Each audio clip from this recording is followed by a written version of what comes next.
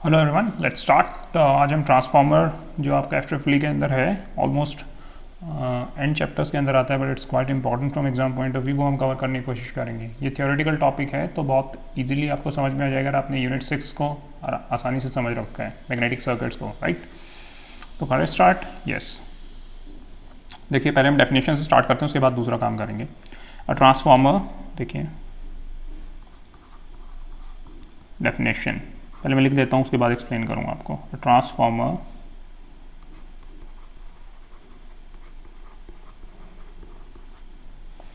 Is a static यानी जो चीज़ move नहीं करती, एक ही जगह पे स्थिर रहती है। आपने देखा होगा ट्रांसफार्मर को जनरली क्या है, हम पोल पे लगा देते हैं। जनरली आपने अपनी कॉलोनी के बाहर देखा होगा, एक पोल के ऊपर ट्रांसफार्मर लगा होगा, तो वो मूव थोड़ी कर रहा है, वो उसी पोल पे रह रहे हैं। तो स्टैटिक का मतलब जो चीज़ रेस्ट पे रहती है, जो मूव नहीं करती। स्टैटिक कौन सी डिवाइस है ये? इलेक्ट्रिकल डिवाइस दैट ट्रांसफर्स, जो क्या करती है? ट्रांसफर करती है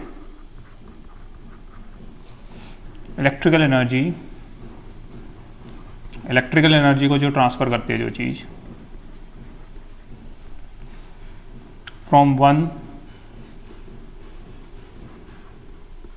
वोल्टेज ऑब्लिक करंट, एक वोल्टेज या करंट लेवल से जो दूसरे वोल्टेज या करंट लेवल पे इलेक्ट्रिकल एनर्जी को ट्रांसफर करती है, वो डिवाइस का नाम होता है ट्रांसफार्मर, टू अनदर लेवल। देखो आपने कॉलोनी के बाहर आपका क्या लगा हुआ है, जो पीछे से लाइन आ रही है वो कितनी 11 kV की है। आपके घर जो वोल्टेज आ रही है वो 230 वोल्ट की है। तो 11 किलो वोल्ट यानी 11,000 वोल्ट को किस में कन्वर्ट कर रहे हैं? वो 230 वोल्ट में कन्वर्ट कर रहे हैं। तो वोल्टेज यहाँ पे क्या हो रही है? चेंज हो रही है। एक लेवल से 11,000 वोल्ट से दूसरे लेवल पर जा रही है, to another level, without change of frequency. लेकिन इसमें फ्रीक्वेंसी चेंज नहीं हो रही। जो 11,000 वोल्ट पे इलेक्ट्रिसिटी आ रही है वो भी आपकी 50 हर्ट्ज पे आ रही है, और जो 230 वोल्ट पे है वो भी 50 हर्ट्ज पे आ रही है इंडिया के अंदर। ओके, तो फ्रीक्वेंसी चेंज नहीं हो रही, ये सबसे इंपॉर्टेंट बात है, without change of frequency, right. ये होगी आपकी डेफिनेशन। अच्छा, अब हम इसका बनाते हैं डायग्राम। कैसे बनेगा? देखिए ट्रांसफार्मर का डायग्राम बनाने के लिए आपको क्या करना पड़ेगा? सबसे पहले आप एक कोर बनाइए, राइट। ये चीज़ हमने बना दी, ओके।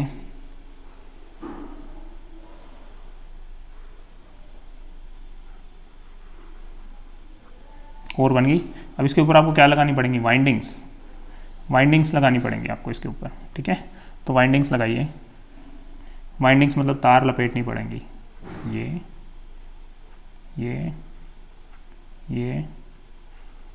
राइट, ये वाइंडिंग लग गई आपकी। यहाँ पे आप क्या लगा रहे हो? सप्लाई वोल्टेज V1, राइट, जो पीछे से आ रही है। तो जिस वाइंडिंग को आप सप्लाई दे रहे हो उसका नाम क्या हो गया? Primary winding. ये मैं अभी लिखूंगा आपको, जस्ट मैं आपको वैसे एक्सप्लेन करने की। E1 ये चीज़ होगी, राइट। इसी तरह अगर हम सेकेंडरी साइड की बात करते हैं तो सेकेंडरी साइड के अंदर क्या आएगा?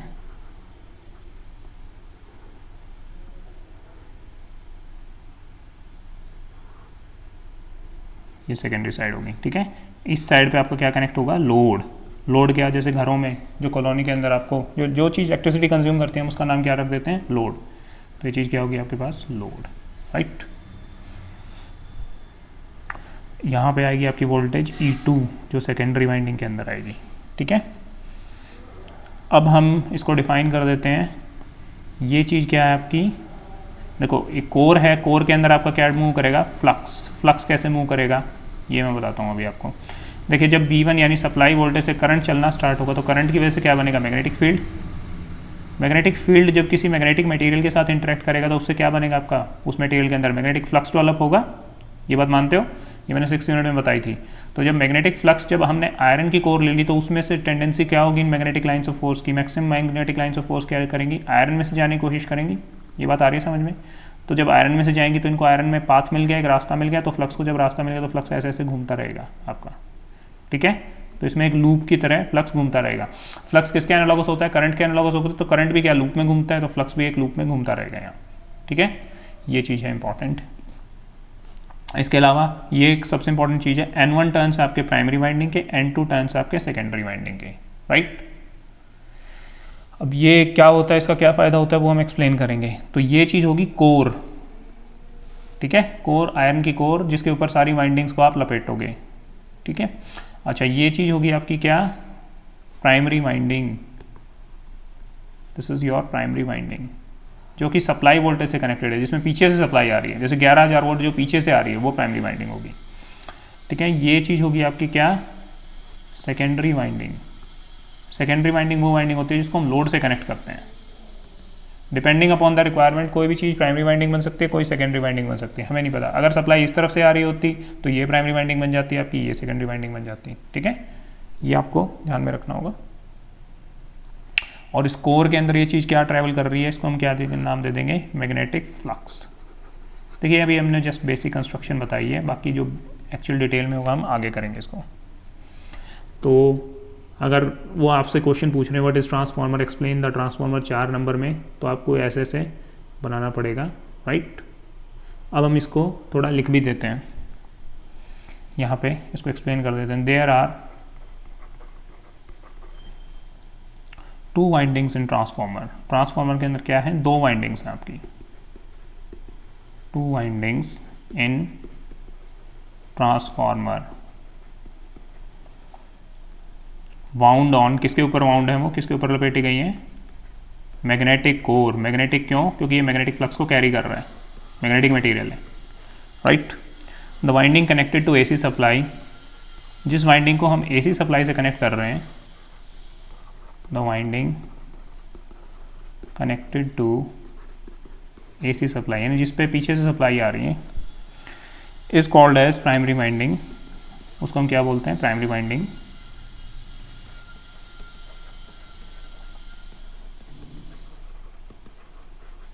राइट।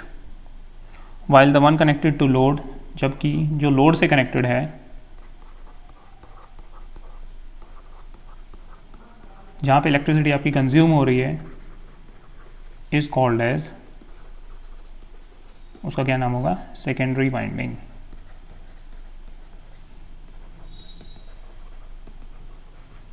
राइट। ओके, अभी हम इसका करते हैं वर्किंग प्रिंसिपल, इससे आपको काफ़ी चीज़ें समझ में आएंगी।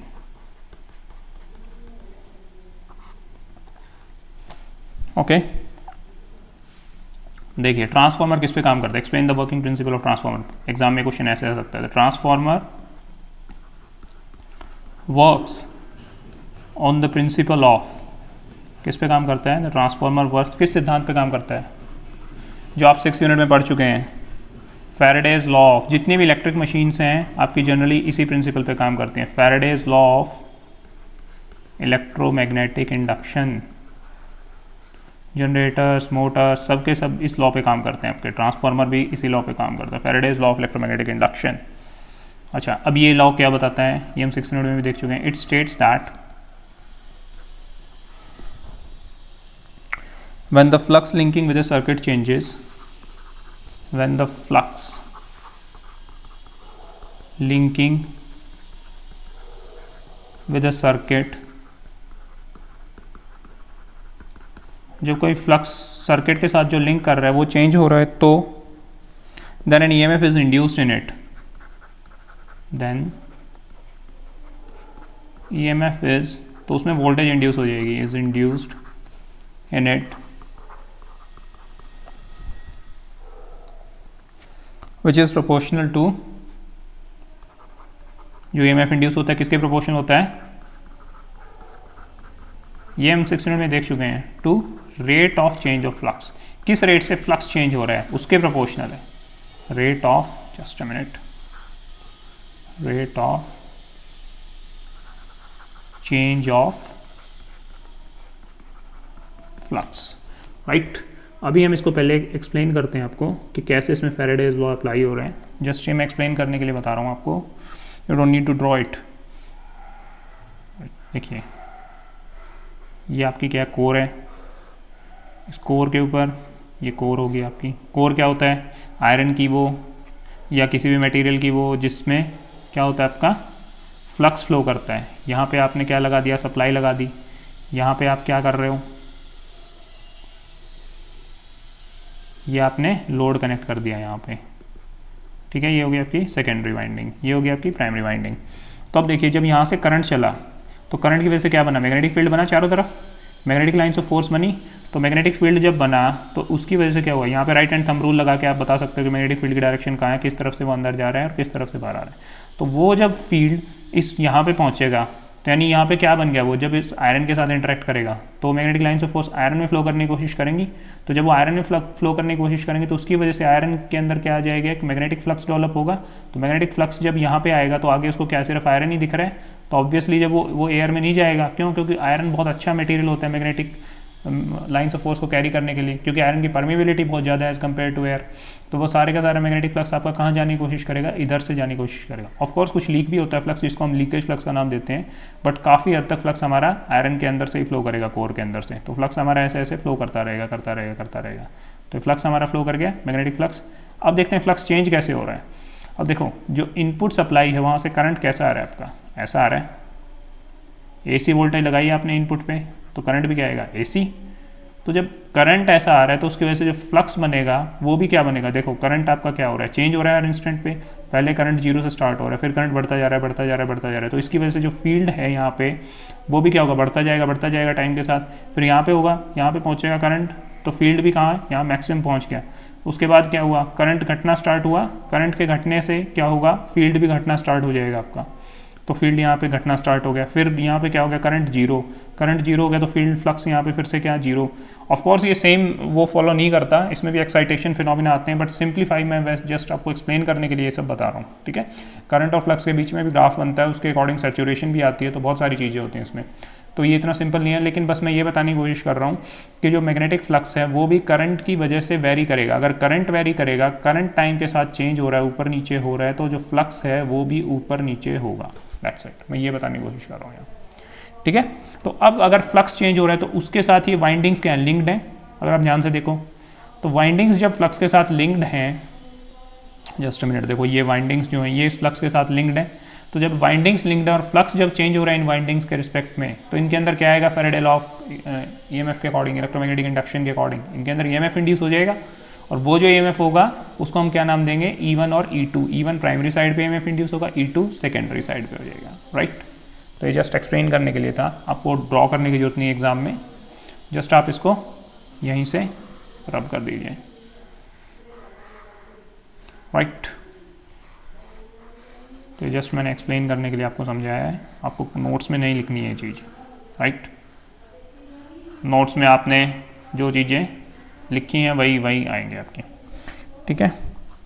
तो E इसमें क्या है, प्रोपोर्शनल टू E क्या है, EMF इंड्यूस्ड। सबसे पहले ये चीज़ याद, E इज प्रोपोर्शनल टू क्या है, d phi by d t क्या है, rate of change of flux. Flux किसके साथ चेंज हो रहा है, टाइम के साथ, ठीक है।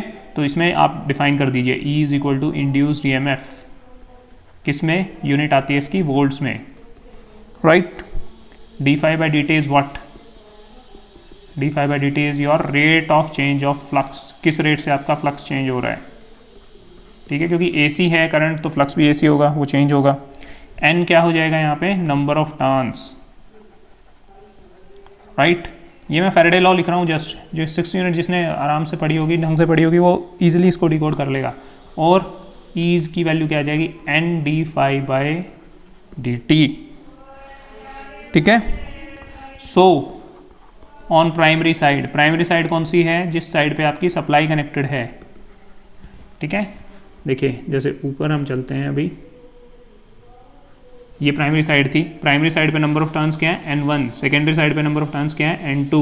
प्राइमरी साइड पे वोल्टेज कौन सी आ रही है, E1, सेकेंडरी साइड पे वोल्टेज कौन सी आ रही है आपकी, E2। दिख रहा है ये सब, राइट। तो जस्ट आपको यही क्या काम करना है, इसमें लिखना है।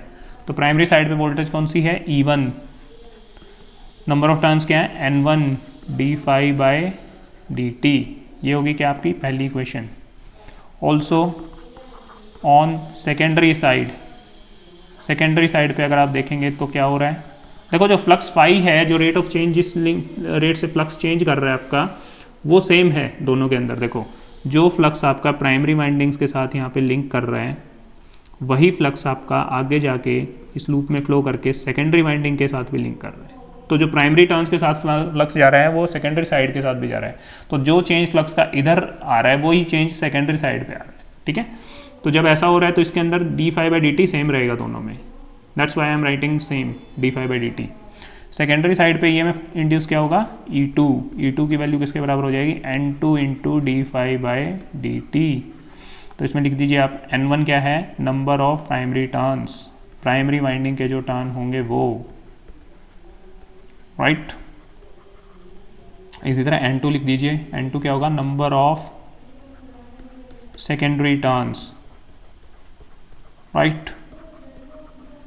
दिस इम्प्लाइज अगर हम E1 बाई E2 करें इज इक्वल टू डिवाइडिंग 1/2, तो क्या हो जाएगा, N1 d∅dt बटे में N2 d∅dt, ये इससे कैंसिल हो गया तो कितने के बराबर आ गया, N1 बाई N2। इसको लिखने की भी जरूरत नहीं है, आप डायरेक्टली लिख सकते हैं E1 बटा E2 is equal to N1 बटा N2, यानी कि E1 बटा E2 is equal to N1 बटा N2। तो यानी जितने ज़्यादा नंबर ऑफ टर्न्स उतनी ही वोल्टेज ज़्यादा, ठीक है। इसको हम आगे डिस्कस करेंगे step up transformer, step down transformer में। और इसको उल्टा लिखना चाहें तो क्या लिख सकते हैं, E2 बटा E1 is equal to N2 बटा N1, राइट। तो ये हो गया मेरी वर्किंग ऑफ ट्रांसफार्मर। अच्छा, नेक्स्ट जो टॉपिक आता है इसके अंदर वो आता है अपना transformation ratio, transformation ratio, right. अभी हम इसको देखते हैं। ट्रांसफॉर्मेशन रेशो फॉर ट्रांसफॉर्मर क्या होता है, इसकी डेफिनेशन ये एग्जाम में पूछी जा चुकी है। Explain transformation ratio. Transformation ratio of a transformer क्या होता है, is the ratio of EMF induced, is the ratio of EMF induced, ratio होती है ईएमएफ इंड्यूस्ड की in secondary winding to that of EMF induced in primary winding. EMF induced in secondary winding के अंदर जो EMF induce हो रहा है यानी E2 बटे में E1, EMF induced in secondary winding to the EMF induced in primary winding, ठीक है, जो प्राइमरी वाइंडिंग में ईएमएफ इंड्यूस हो रहा है, ठीक है। अच्छा, अब ये रेशो है तो देखते हैं कैसे है रेशो, यानी कि E2 जो सेकेंडरी वाइंडिंग के अंदर ईएमएफ इंड्यूस हुआ बटा E1 जो प्राइमरी वाइंडिंग के अंदर ईएमएफ इंड्यूस हुआ, दैट इज इक्विवेलेंट टू क्या, N2 number of turns in secondary winding बटा number of turns in primary winding, जिसमें जितने ज़्यादा नंबर ऑफ टर्न्स उसमें उतना ही ज़्यादा ईएमएफ आ जाएगा, सिंपल, ठीक है। तो E2 अगर ज़्यादा है, N2 ज़्यादा है तो E2 ज़्यादा हो जाएगा, N1 ज़्यादा है तो E1 ज़्यादा हो जाएगा, इसलिए बस हमने उसको डिवाइड किया था, ये पहले पिछली एक्सप्रेशन से जो आ चुका है।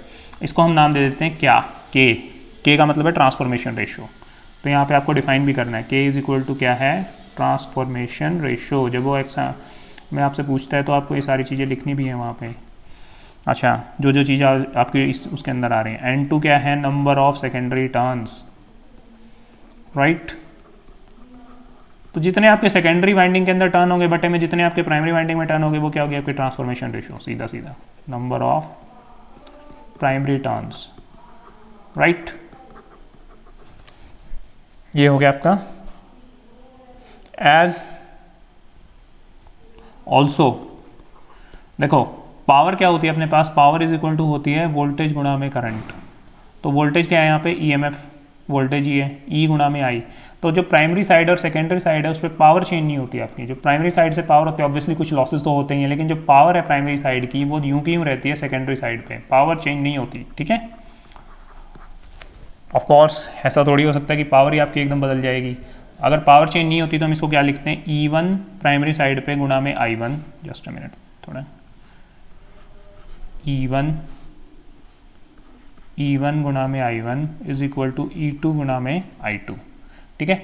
तो I1 क्या है, प्राइमरी साइड पे जो करंट फ्लो कर रहा है, I2 क्या है जो सेकेंडरी वाइंडिंग के अंदर करंट फ्लो कर रहा है, E1 क्या है प्राइमरी साइड की वोल्टेज, E2 क्या है सेकेंडरी साइड की वोल्टेज। तो अगर मैं यहाँ से E2 बटा E1 उठाऊँ तो क्या आ जाएगा, E2 बटा E1 इज इक्वल टू क्या आ जाएगा, I1 बटा I2, ठीक है।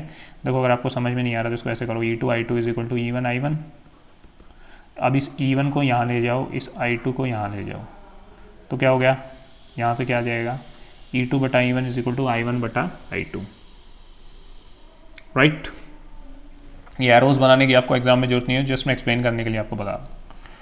तो यानी ये किसके बराबर है, E2 बटा E1 के बराबर है, तो E2 बटा E1 is equal to I1 बटा I2 इज इक्वल टू के, ठीक है। तो ये जो चीज़ होगी ये आपकी क्या होगी, transformation ratio is equal to N2 बटा N1, ये भी चीज़ याद रखनी है। इसको यहाँ भी लिख सकते हैं N2 बटा N1 इज इक्वल टू के, राइट। अब हम चलते हैं स्टेप अप ट्रांसफार्मर के ऊपर। देखिए हम लॉजिकल फैशन में चल रहे हैं हर चीज़ को साथ साथ डेवलप करते हुए, तो अभी हम कर रहे हैं किस पे, स्टेप अप ट्रांसफार्मर पे आ रहे हैं। This is step up transformer, right.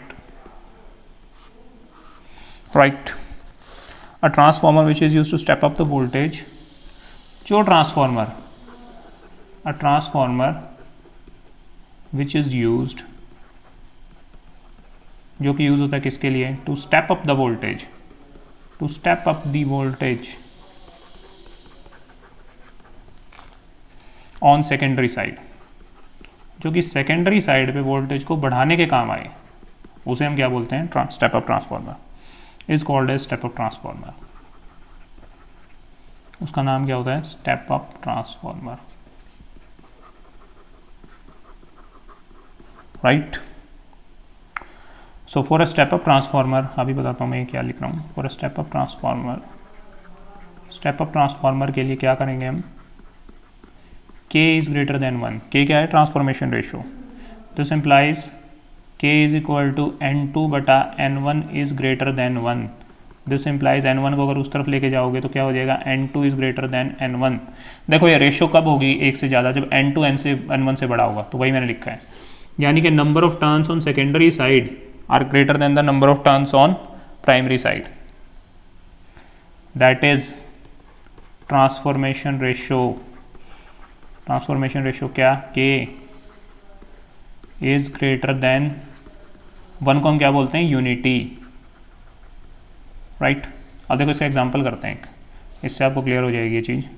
Although ये एग्जाम पॉइंट ऑफ व्यू से इंपॉर्टेंट नहीं है, जस्ट मैं आपको एक्सप्लेन कर रहा हूँ कि जैसे कोई ट्रांसफार्मर है, उसमें प्राइमरी साइड पे मान लो 100 टर्न्स हैं, सेकेंडरी साइड पे आपके कितने 1000 टर्न्स हैं, ठीक है। प्राइमरी साइड E1 जो वोल्टेज है वो आपकी 100 वोल्ट, तो हमें सेकेंडरी साइड की वोल्टेज ज्ञात करनी है, पता लगाना है। तो अभी मैंने क्या देखा है इसमें, ये बताओ मेरे को ट्रांसफॉर्मेशन रेशो क्या होगी, पहले तो K बताओ, K इज इक्वल टू क्या होगा, N2 बटा N1, N2 क्या है, सेकेंडरी साइड पे टर्न, N1 क्या है, प्राइमरी साइड पे टर्न। तो N2 की वैल्यू, जस्ट इसको थोड़ा क्लियर करते हैं, चलो यहीं पे लिख देते हैं। N1 है सपोज करो 100 प्राइमरी साइड पे टर्न्स, N2 है सपोज करो अपने 1000 सेकेंडरी साइड पे टर्न्स। प्राइमरी साइड पे वोल्टेज है आपकी कितनी, 100 वोल्ट, सेकेंडरी साइड पे वोल्टेज हमें निकालनी है, 100 वोल्ट मान लो, 110 वोल्ट मान लो, चलो ठीक है, सेकेंडरी साइड पे हमें वोल्टेज निकालनी है। तो देखो अब इसमें K की वैल्यू निकालो, ट्रांसफॉर्मेशन रेशियो क्या कैसे निकालोगे, N2 बटा N1, N2 कितने अपने, number of turns on secondary side 1000, number of turns on primary side कितने हैं 100, तो 100 से 2 जीरो कट गई, ये कितना आ गया 10, तो जब ये आ गया 10 तो E2 बटा E1 किसके बराबर होता है, K के बराबर होता है ट्रांसफॉर्मेशन रेशियो। तो E2 बटा E1 कितनी, primary side voltage 110, transformation ratio कितनी है 10, तो इसको इससे गुना कर दो, सीधा ये इससे गुना हो जाएगा, क्रॉस मल्टीप्लाई, तो E2 की वैल्यू क्या आ जाएगी, 10 गुना में 110, कितना आ गई वैल्यू, ये आ गई वैल्यू कितनी आपकी, 10 गुना में 110, जस्ट अ मिनट,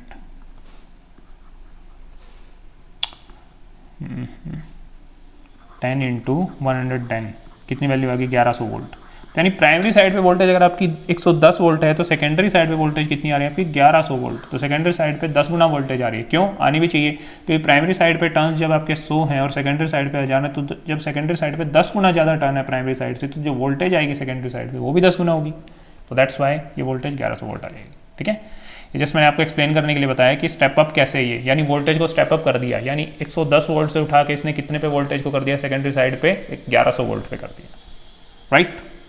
तो ये जस्ट मैंने एक्सप्लेन करने के लिए लिखा है, इसको आपको एग्जाम में लिखने की जरूरत नहीं है, जस्ट एक्सप्लेन करने के लिए किया मैंने, राइट। इसको रख कर देते हैं, अच्छा, जिस तरह अभी हमने स्टेप अप ट्रांसफार्मर किया उसी तरह अगर हम सेकेंडरी साइड पे नंबर ऑफ टर्न्स को कम कर देते हैं तो क्या आएगा, स्टेप डाउन ट्रांसफार्मर।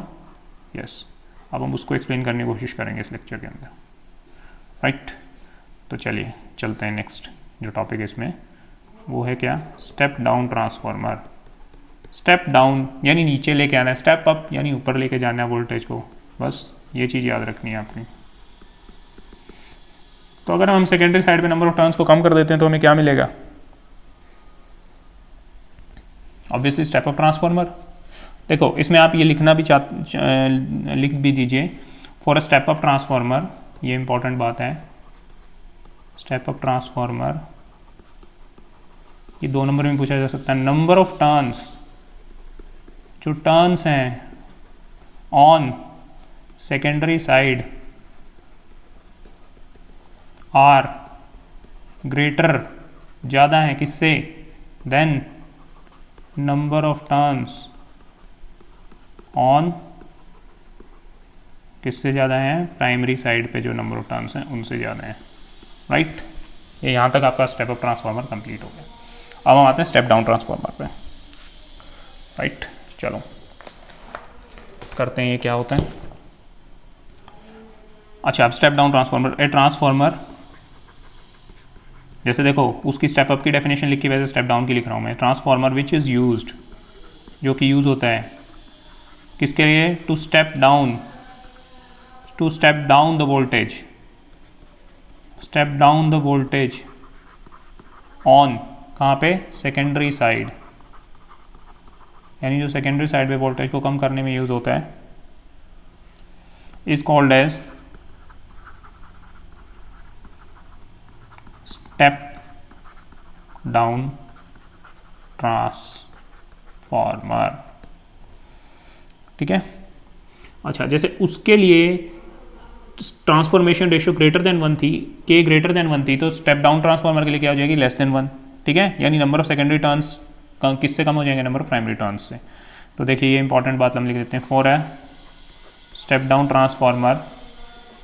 ट्रांसफार्मर के लिए k is less than 1, k क्या है, ट्रांसफॉर्मेशन रेशियो, तो k अगर लेस देन 1 है तो n2 बटा n1 इज़ लेस देन 1। तो ये रेशियो फ्रैक्शन कब एक से छोटा आएगा, जब भाई ऑब्वियस सी बात है, जब न्यूमरेटर डिनोमिनेटर से छोटा होगा तभी तो ये एक से कम बनेगा। 0.1 का मतलब क्या होता है, जैसे 0.1 है तो 1/10, तो डिनोमिनेटर 10 हो गया, न्यूमरेटर 1 हो गया। तो इसी तरह यहाँ पे अगर n2 कम है n1 ज़्यादा तभी तो 1 से कम होगा ये, this implies n2 is less than n1, that is transformation ratio, just a minute इसको लिख देते हैं, दैट इज ट्रांसफॉर्मेशन रेशियो जो है इज लेस देन यूनिटी, 1 से कम होगी जहाँ पे, ठीक है, that is number of turns on secondary side are less than number of turns, जो सेकेंडरी साइड पे आपके टर्न्स हैं वो किससे कम होंगे, प्राइमरी साइड पे जो टर्न्स हैं उनसे, ऑन प्राइमरी साइड वहाँ पे ज़्यादा थे स्टेप अप के अंदर। तो देखो इसका एक एग्जांपल दे के बता देते हैं आपको, राइट। जैसे ये देखते हैं अभी, सपोज करो प्राइमरी साइड पे आपकी वोल्टेज है 200 वोल्ट, 2000 वोल्ट मान लेते हैं, ठीक है। प्राइमरी साइड पे आपके नंबर ऑफ टर्न्स हैं 1000, सेकेंडरी साइड पे आपको वोल्टेज निकालनी है, सेकेंडरी साइड पे आपके नंबर ऑफ टर्न्स हैं 100, ठीक है। तो अभी हमें क्या पड़ा है, पहले तो k निकालो, ट्रांसफॉर्मेशन रेशियो, k किसके बराबर होगा, n2 बटा n1।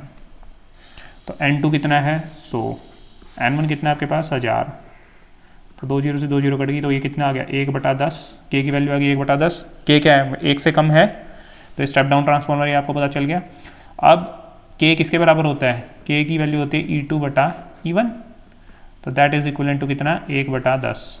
तो अभी क्या करना है आपको, E2 निकालना है, E1 कितना है आपके पास 2000 इज इक्वल टू क्या है 1/10, क्रॉस मल्टीप्लाई करोगे तो क्या आएगा 10, E2 इज इक्वल टू कितना आ गया 2000, तो E2 की वैल्यू कितनी आ गई 2000 बटा में 10, कितनी हो गई ये 200 वोल्ट। तो यानी प्राइमरी साइड पे आपकी वोल्टेज है 2000 वोल्ट, सेकेंडरी साइड पे आपकी वोल्टेज कितनी बच गई 200 वोल्ट। तो यानी वोल्टेज आपकी क्या हुई है, कम हुई है ना सेकेंडरी साइड पे। एक तो आपकी 2000 वोल्ट आ रही है E1, E2 कितनी आ रही है 200 वोल्ट। तो बड़ी कौन सी है, ऑब्वियसली ये है 2000 वोल्ट। तो E2 क्या होगी, छोटी वोल्टेज होगी, छोटी वोल्टेज होगी। तो यानी ये क्या हो गया, वोल्टेज को आपने क्या किया, स्टेप डाउन किया है, नीचे ले गया है वोल्टेज को। तो जब वोल्टेज को नीचे ले गया तो कौन सा ट्रांसफार्मर हो गया अपने पास, स्टेप डाउन ट्रांसफार्मर। ठीक है, तो यही हमने एक्सप्लेन करने की कोशिश की है यहाँ पे। जस्ट मैंने एक्सप्लेन करने के लिए लिखा है, आपको ये सब लिखने की जरूरत नहीं एग्जाम में। यू कैन ईजिली जस्ट आपको समझ में लेके आने के लिए मैंने एक लिखा है। आप इसको अवॉइड कर सकते हैं, इस सब को छोड़ सकते हैं, there is no need to write this, right. Okay, चलो मैं इसको रब भी कर देता हूँ, नहीं तो कोई बच्चे एग्जाम में यूँ कहीं लिखाएंगे, right.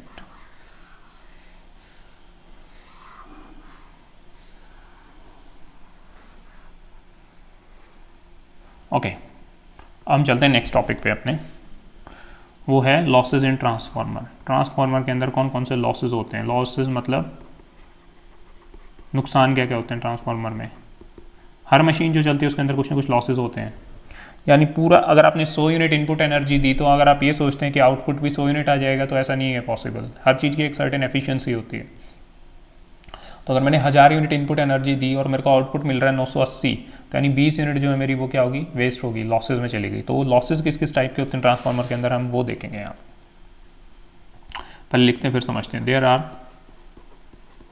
2 types of losses in transformer. Transformer के अंदर 2 तरह के लॉसेज होते हैं। 2 types of losses in transformer. ठीक है, तो सबसे पहले जो लॉस होता है वो होते हैं आयरन लॉस। आयरन लॉसेस देखो नाम से ही पता चल रहा है। दूसरे क्या होते हैं, कॉपर लॉसेस। नाम से कैसे पता चल रहा है आपको, देखो जो ये आपने ट्रांसफार्मर लिया, ये ट्रांसफार्मर की कोर ले ली, यहाँ पे आपने क्या लपेट दी, जस्ट अ मिनट, यहाँ पे आपने क्या लपेट दी, वाइंडिंग्स लपेट दी इसके, राइट। तो जब इन वाइंडिंग्स के अंदर करंट फ्लो करेगा आपका, यहाँ पे आपने लोड कनेक्ट कर दिया, तो ऑब्वियस सी बात है इन वाइंडिंग्स के अंदर जब करंट फ्लो करेगा तो उसकी वजह से क्या होगा, हर मटेरियल का कुछ ना कुछ रेजिस्टेंस होता है। जब वो करंट इस मटेरियल के अंदर से जाएगा तो क्या होगा, उसमें रेजिस्टेंस आएगा। तो रेजिस्टेंस की वजह से जो लॉसेज होंगे वो क्या हो जाएंगे, हमारे कॉपर लॉसेज। कॉपर लॉसेज क्यों, क्योंकि जो वाइंडिंग बनी होती है वो आपके तांबे के तार होते हैं, कॉपर के तार होते हैं। तो जो तांबे के तार होते हैं जो उसके अंदर लॉसेज हो रहे हैं उनका नाम क्या लिख दिया मैंने, कॉपर लॉसेज। ठीक है, उसी तरह जो फ्लक्स इसके अंदर बना आपकी मैग्नेटिक कोर के अंदर, और उस फ्लक्स को जब ये फ्लक्स इसके अंदर ट्रैवल करेगा मैग्नेटिक कोर में, आयरन की कोर के अंदर, तो उसको भी कुछ ना कुछ रेजिस्टेंस तो इनकाउंटर करना ही पड़ेगा, ऑब्वियस सी बात है। क्योंकि कोई भी मटेरियल आपको परफेक्ट फ्लक्स वो करेगा, अलाउ करेगा, ये तो पॉसिबल ही नहीं है। तो जब वो उसके जो लॉसेज होंगे उसकी वजह से जो मैग्नेटिक कोर के अंदर जो लॉसेज होंगे उसको हम क्या नाम दे देंगे, आयरन लॉसेज। क्यों, क्योंकि कोर किसकी बनी हुई है, आयरन की। ठीक है, और ये जो वाइंडिंग है ये किसकी बनी हुई है, आपकी कॉपर की। तो जो कॉपर में लॉस होंगे उसका नाम क्या हो गया, कॉपर लॉसेज। जो आयरन के अंदर लॉस होंगे उनका नाम क्या हो गया, आयरन लॉसेज। That's it. ठीक है, तो ये हम बेसिक है आपका, ये आपको ध्यान में रखना है। ओके, अब हम इनको एक्सप्लेन करते हैं। पहले हम चलते हैं आयरन लॉसेज के ऊपर। आयरन लॉसेज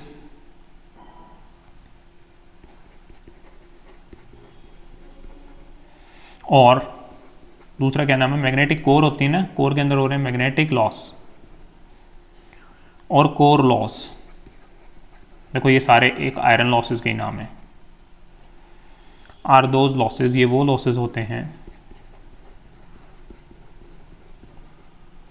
दैट अकर, जो कि होते हैं किसमें, in the core of transformer. Core लोहे की जो कोर होती है, स्टील की भी हो सकती है, जिसके ऊपर आपकी वाइंडिंग लपेटे गई है। दीज आर ऑफ 2 टाइप्स, ये 2 तरह के होते हैं, 2 प्रकार के होते हैं। यहाँ पे हम लिख दें आयरन लॉस, तो इसमें 2 तरह के होते हैं, ये हिस्टैरिसीस लॉस और दूसरा क्या होता है, एडी करंट लॉस, राइट। अब इनको देखते हैं, हिस्टैरिसीस लॉस क्या होते हैं पहले।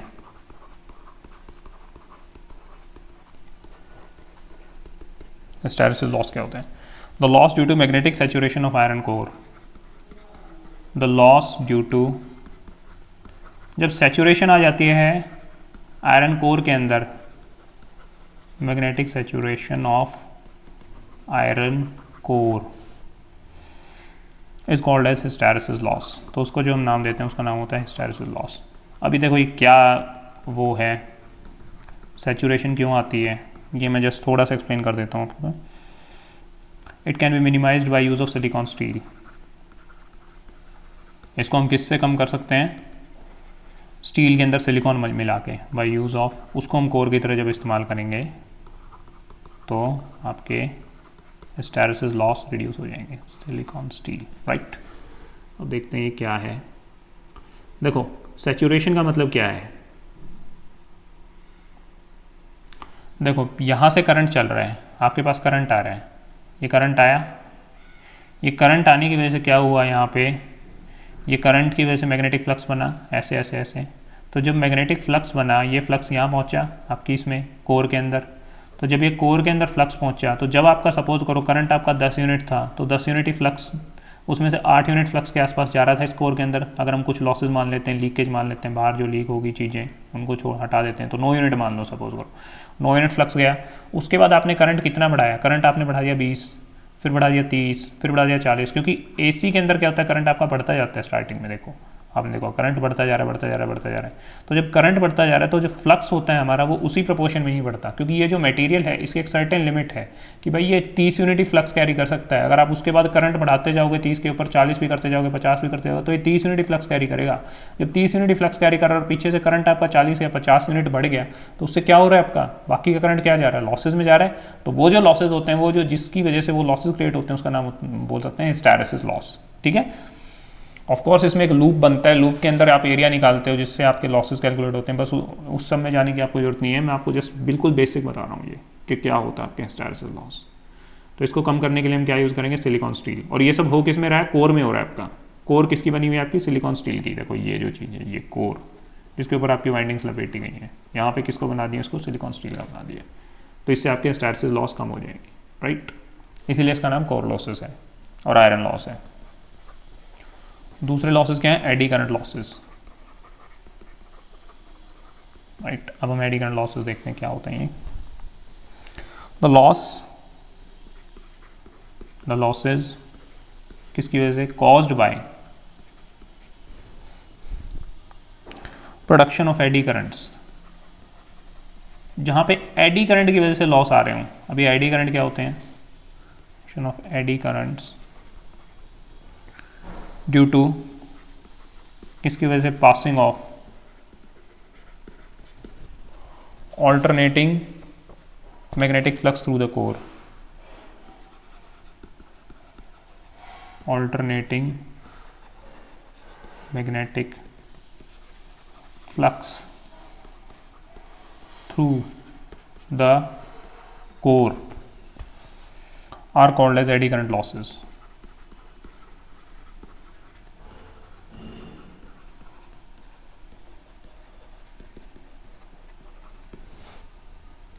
It can be minimized by reducing thickness of core and making it laminated. It can be reduced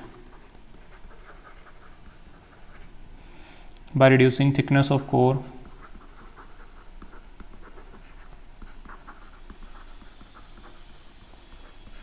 ये क्या होता है, क्यों होता है, मैं आपको एक्सप्लेन करूंगा। It can be minimized by reducing thickness of core. It can be minimized by reducing thickness of core and making it किसको, इसको क्या है, किस में कन्वर्ट कर देंगे, लैमिनेटेड, लैमिनेशंस देनी पड़ेंगी। देखिए क्या होता है इसके अंदर एडी करंट लॉसेज में, क्या किस लिए बनते हैं एडी करंट लॉसेज, जस्ट मैं आपको एक्सप्लेन कर रहा हूँ, ये आपको बनाने की जरूरत नहीं है। ये कोर होती है आपकी, कोर के अंदर ये ऐसे है, ये वाइंडिंग लगा रखी है आपने, ये इधर भी वाइंडिंग लगा रखी है। तो यहाँ पे आपका करंट आया, करंट की वजह से क्या बना, मैग्नेटिक फ्लक्स बना। मैग्नेटिक फ्लक्स कहाँ पे ट्रैवल करना स्टार्ट हुआ, कोर के अंदर स्टार्ट हुआ। तो जो लॉस कोर में हो रही है ऑब्वियसली होगा तो वही लॉस।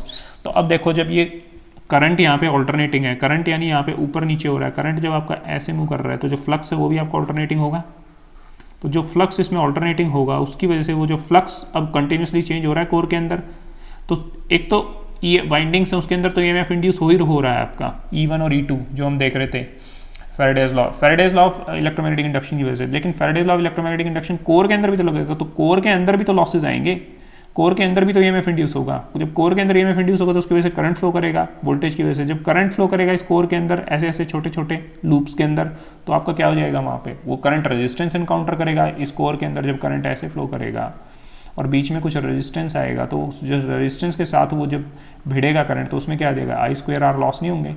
तो I2R जो लॉस होंगे उनका नाम क्या हो जाएगा, eddy current loss. Eddy current का मतलब क्या है, एडीज मतलब भंवर मतलब ऐसे गोल गोल जो करंट फ्लो होंगे, फ्लो किस में होंगे, कोर के अंदर जो फ्लो होंगे, ठीक है। वो क्यों फ्लो होंगे, क्योंकि मैग्नेटिक फ्लक्स चेंज हो रहे हैं। तो ना सिर्फ बाइंडिंग्स के अंदर ईएमएफ इंड्यूस करेगा बल्कि वो कोर के अंदर भी ईएमएफ इंड्यूस करेगा। तो इसके मिनिमाइज करने का तरीका क्या है कि एक आपने ये स्टील की वो ली, इसके बीच में आपने क्या लगा दी, लेमिनेशन लगा दी। लेमिनेशन लगाने के बाद फिर दूसरी कोर डालो, फिर तीसरी कोर डालो, यानी पतली पतली बनाओ इसको। जितनी मोटी बनाओगे उतना ही क्या होगा, करंट को ज़्यादा रास्ता मिलेगा ट्रैवल करने के लिए। जितना ज़्यादा रास्ता मिलेगा उतने ज़्यादा लॉसेज होंगे, ठीक है। तो ये होता है आपका एडी करंट लॉस। जस्ट मैंने एक्सप्लेन करने के लिए समझाया आपको, you don't need to write it or draw it over there.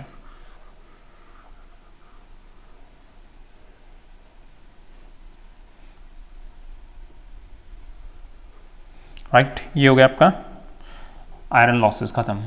अब दूसरा लॉस कौन से थे, कॉपर लॉस। कॉपर लॉस किस में होंगे, ऑब्वियसली जो वाइंडिंग के अंदर होंगे। वाइंडिंग किसकी थी, कॉपर की। तो दीज आर द लॉसेस, ये वो लॉसेस हैं दैट अकर इन वाइंडिंग और ट्रांसफार्मर। तांबे की जो वाइंडिंग्स होंगी दैट अकर किसमें हो रहे हैं, in the winding of, windings जो है आपकी ट्रांसफार्मर की, ड्यू टू इट्स रेजिस्टेंस। हर चीज़ का जो रेजिस्टेंस होता है जिसके अंदर करंट फ्लो करता है, तो उसकी वजह से जो लॉस हो रहे हैं वो आपके कॉपर लॉस हो जाएंगे। These are proportional to square of current flow through the winding and resistance. These are proportional to square of current passing through the windings। इसका नाम देते हैं PCU। PCU क्या हो जाएगा, I2R। I क्या है, करंट फ्लोइंग, इसको आप ऐसे लिख सकते हो, I is equal to current flowing. इसको कैपिटल में लिख दीजिए, just a minute.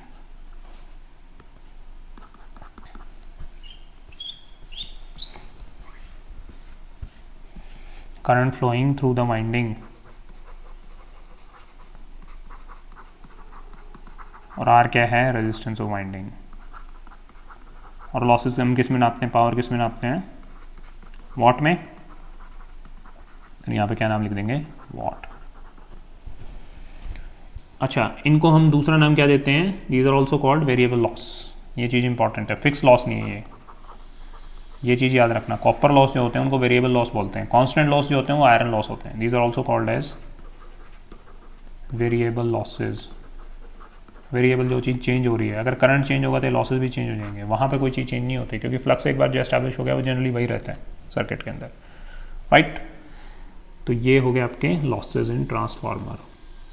Iron losses constant loss होंगे आपके, और ये जो कॉपर लॉसेज होंगे ये वेरिएबल लॉसेज होंगे, राइट।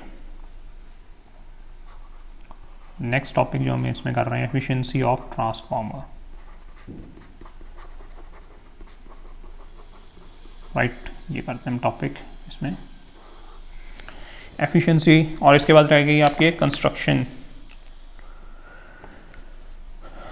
ये वैसे हम नेक्स्ट लेक्चर में भी कर सकते हैं डीसी मशीन के साथ, क्योंकि ये बहुत इंपॉर्टेंट टॉपिक्स हैं, बट चलो अभी एक्सप्लेन करने की कोशिश करते हैं। इसका सिंबल होता है नीटा, इसको नीटा बोलते हैं हम लोग। देखते हैं, इसको ऐसे ड्रॉ करते हैं, एन बना के ऐसे, ये एफिशिएंसी होती है, ठीक है। ऐसे लिखते हैं इसको क्या नाम होता है, it is the ratio of क्या होती है चीज़? एफिशिएंसी निकालनी है किसी की चीज़ की आपको। तो एफिशिएंसी कैसे बताओगे कि जो आउटपुट पावर आ रही है बटे में आप इनपुट पावर दे रहे हो वो, ठीक है। मैं इनपुट डाल रहा हूँ 100 यूनिट, आउटपुट आ रहा है मेरे पास 90 यूनिट, तो मेरे पास कितनी एफिशिएंसी हुई? 90% हुई। क्यों? 10% मेरे लॉस हो गए। तो वही एफिशिएंसी होती है। It is the ratio of, ratio किसकी होगी? ऑफ आउटपुट पावर, यानी जब हम आउटपुट पावर को डिवाइड करेंगे किससे? To that of input power, किसमें? परसेंटेज में। To that of input power in percentage for a transformer. किसके लिए? ट्रांसफॉर्मर के लिए, राइट। तो नीटा की वैल्यू क्या होगी? आउटपुट पावर बटे में, ये IP मतलब है इनपुट, OP मतलब है आउटपुट, गुणा में 100%। और नीटा को आप लिख सकते हो, इसको फुल लिखना चाहते हो तो ये लिख लीजिए, आउटपुट पावर बटे में इनपुट पावर इनटू में 100%, राइट।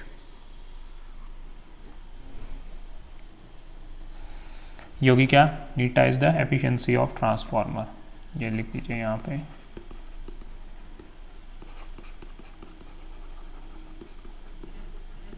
राइट, ये हो गया आपका efficiency of transformer, right. Next जो टॉपिक बचता है इसमें, वो बचता है आपका 8 नंबर का जो क्वेश्चन आता है वो होता है कंस्ट्रक्शन ऑफ ट्रांसफॉर्मर, राइट। इसको हम डिटेल में अभी लिखेंगे। बाकी इस लेक्चर में हम इतना ही करेंगे, काफ़ी बड़ा बन जाएगा नहीं तो ये लेक्चर, तो उसके बाद हम फिर इसको नेक्स्ट उसमें कंटिन्यू करेंगे, राइट। कंस्ट्रक्शन ऑफ ट्रांसफॉर्मर ये आपका काफ़ी बड़ा क्वेश्चन 8 नंबर का, ये हम नेक्स्ट लेक्चर में देखेंगे। Okay, thank you.